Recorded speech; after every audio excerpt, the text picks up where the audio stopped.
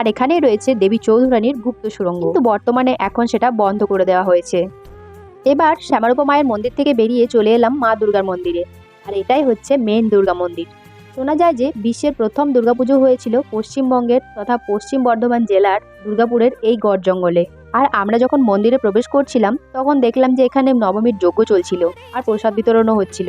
তারপরে চলে গেলাম পাশেই অষ্টভুজার সিংহবাহিনী দেবী গড় চণ্ডী মায়ের মন্দিরে। এবার দুর্গা মায়ের দর্শন করা হয়ে গেলে বেরিয়ে খেয়ে নিলাম একটা কুলফি। আমার এই বাচ্চাদের মতো কুলফিগুলো খেতে খুব ভালো লাগে। তারপরে যখন বাড়ি আসছিলাম তখন দেখলাম ঝামেলা মিটে গেছে, তাই আমরা আর জ্যামে ফাঁসিনি। তাই বিকালবেলায় বাড়ি ফিরে একটু রেস্ট নিয়ে সেজেগুজে ঠুমাক ঠুমাক করে আবার বেরিয়ে পড়লাম ঠাকুর দেখতে। আমি একটু স্টাইল মারতে মারতে যাচ্ছিলাম আর কি। তো স্টাইল মারতে মারতে পৌঁছে গেলাম চতুরঙ্গে ঠাকুর দেখতে।